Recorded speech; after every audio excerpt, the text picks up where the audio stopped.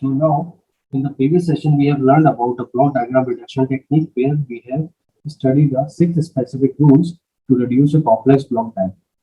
In this session, we are going to take few numericals over here based on the block diagram reduction technique. Before we start with the first numerical, we have to look into few steps. So now, first we have to identify in that particular block diagram the number of block gains which are connected in series or in parallel or in the loop block. We have to identify these three things. Okay, and first I have reduced corresponding. Then after I will take a look into a consecutive summing points which are connected in a block diagram. Okay. So if required, I switch or I interchange those particular summing blocks in such a way so that the complexity of block diagram could get reduced. Next, we take a look into a takeaway point which is in between the gain block. So if required, we move those particular takeoff points to a position which is after a gain block or before a gain block. And next, we identify a summing point which is in between again blocks, and again we do the same point, same shifting over here with a summing point. And at the last, we consider a takeoff point which is in between a summing points. And if required, we try to shift that particular summing point after that particular takeoff point after a summing points or before a summing point. This is a last step because if you have remembered that when we move a takeaway point before or after a summing point, we have to add one more summing point. Okay, so rather sometimes it might be possible rather than reducing the complexity of a block diagram, it might increase the complexity. So this is the last step. Now I am considering one example over here. So in that particular example, as you can see, we have number of gain blocks combined in some specific way. Okay, so that when we apply the RS, we get a CS. So now in this particular question, we have to find a transfer function by making use of what a block diagram reduction. So as I have already discussed with you, first we have to identify the blocks which are connected in series or in parallel or in a loop. So now you can see over here, we have these three blocks which are connected in parallel. Apart from that, we have this particular blocks which are connected in loop. And when we solve these two things, we have in between G2 which is connected in series. So now if I reduce this particular block, the output is nothing but a G1 1 plus H1 G1. Okay, because it is a negative feedback connection. Similarly, if I reduce this particular set of blocks which are connected in parallel, you can see I can represent in G3 minus G4 plus G5. Okay, so in place of this number of components, I simply represent in the form of a block in which I substitute this particular value.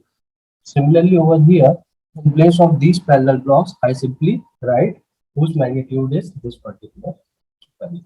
So now, if you can see, if I redraw the system, this particular system is now changed to a this one G1 1 plus G1 H1, then we have a G2, and then we have a parallel combination of G3 minus G4 and plus G5. So we have this particular thing over here. Then after we have what a G6 over here and then CS. So we have this particular connection. Over here we have one takeaway point. Okay, that is connected with a H2 and it is now connected with a feedback. So this is a negatively feedback attached with this particular summing point over here from this point, and again we have one more feedback over here which is starting after a block of block G6. So now this complete block diagram is reduced in this particular format. Okay, so again as you can see, we have this particular block which is connected in series. So I can represent this block by multiplication over here. So I am simply writing in multiplication format. Okay, so we have G1, G2, H1, and we have G3 minus G4 plus G5.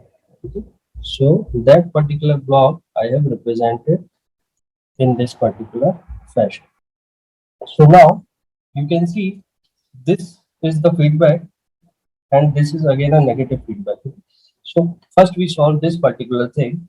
Okay, so we don't confuse with the two negative sign over here. Okay, so we have a first we have to consider this particular thing, then the summing point with this particular thing. So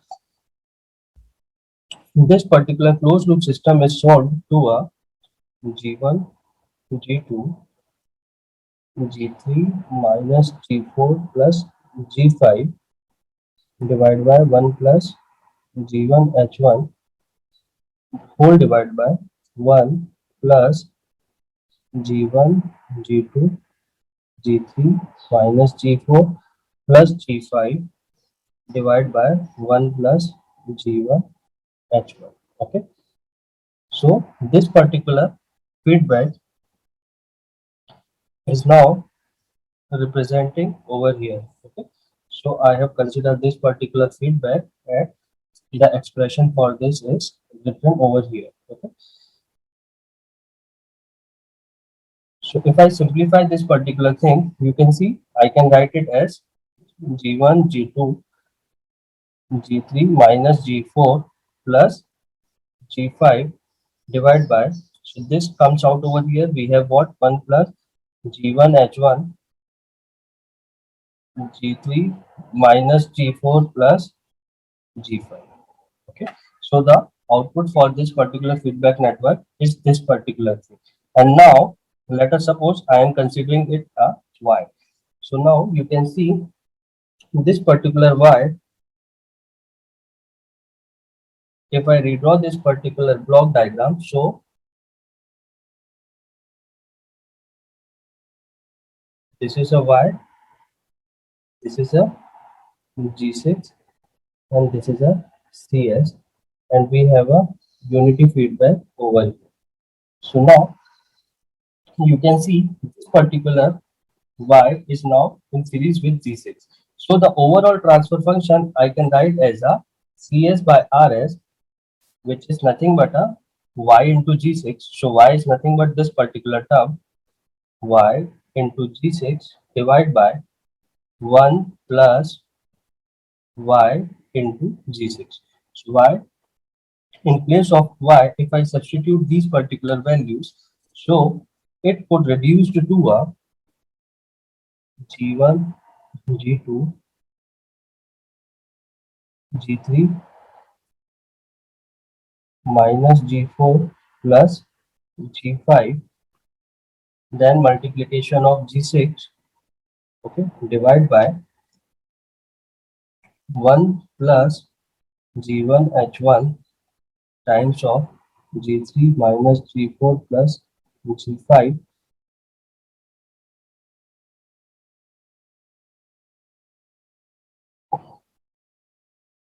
times of G6. Okay, so this is the expression you could find plus G1, G2, G3 minus G4 plus G5 multiply G6. Okay, so this is the transfer function corresponding to a this particular block diagram. Okay, so now you can see how easily we can calculate a transfer function corresponding to any block. Okay, so now we take a next example over here. So now you can see over here we have this particular numerical. Okay, and in this particular numerical again we have number of gain blocks, summing point and takeaway point is present, which are connected in some specific manner to provide output CS when RS is applied. Okay, so now you can see how do we solve this particular network. So again, we have to follow the first step. Okay. And in that particular first step, we know we have to identify the blocks connected in series, parallel, or in loop. Okay. So now, as you can see, we do not have any direct connection over here. Okay. We do not have any connection which is in directly in series, parallel, or loop. So we have we have to take a second step, okay, where we find a takeaway point which is in between a gain block. So now you can see we have two takeaway point over here which is in between a gain blocks. Okay. So now this is the one take point and this one is another take point. Suppose if I move this particular takeoff point to this particular location. Okay. If I move this particular takeoff point to this particular location. So how the block diagram gets changed. Okay. So we have learned a rule. Okay. So in that particular rule, suppose if we have a gain block and we have a takeaway point which is over here. Okay. So if I move this particular takeoff point to this location, so the equivalence is what? C, and I have to add one gain block with a similar value of G attached over here in path of T. Okay. So now if I move this gain block to this location, so I have to add one more gain block over here, which is similar, whose value is similar to G3. Okay. So now you can see how do I represent this thing. Suppose this one is our G1, then we have a G2. Okay.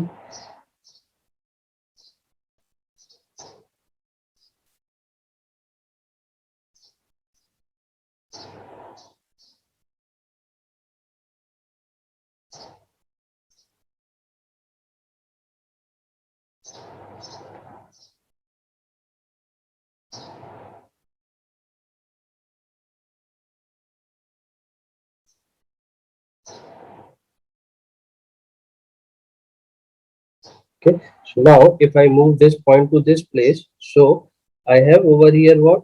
A H1, and then with H1 I have to add one more block whose magnitude is G3 over here.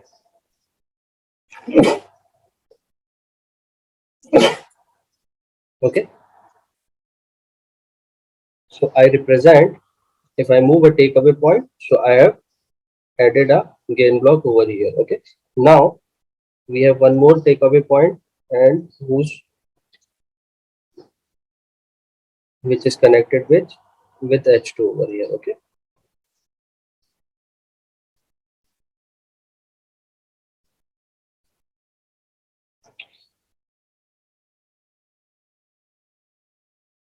Okay. So now you can see, now it is quite easy for us to solve this particular block over here.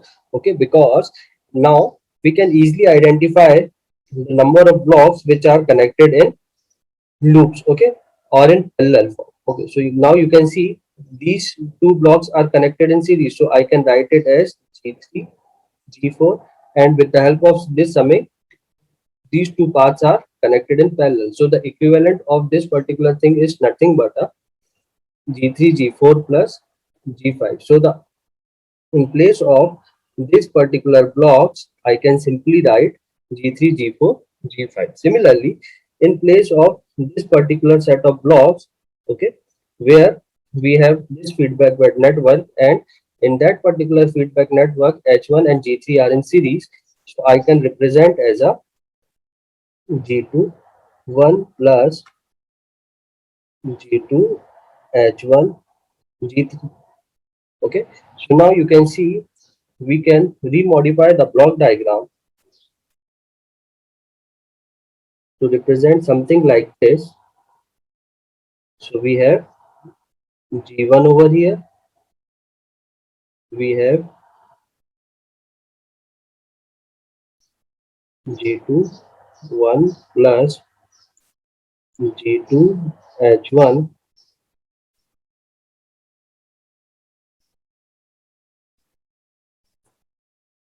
G3, and then we have another block which is representing what?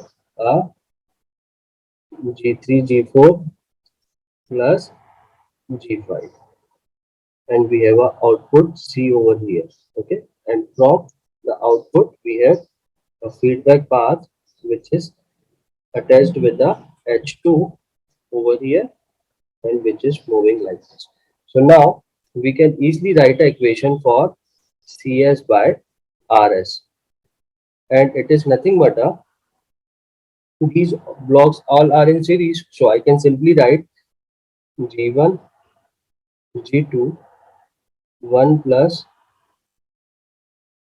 G2 G3 H1, and then in multiplication we have G5 G3 G4. Okay, then this particular complete gain is attached with a feedback gain of H2. Okay, so I can write it as 1 plus G1 G2 1 plus G2 G3 H1 G5 plus G3 G4 H2. Okay, so now if I simplify this particular thing, you can see the output we have got is G1 G2 G5 plus G3 G4 divided by 1 plus G2 G3 H1 plus G1 G2 G5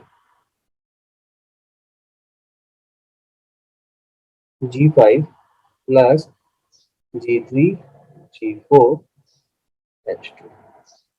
Okay, so this is the transfer function corresponding to this particular block diagram. Okay,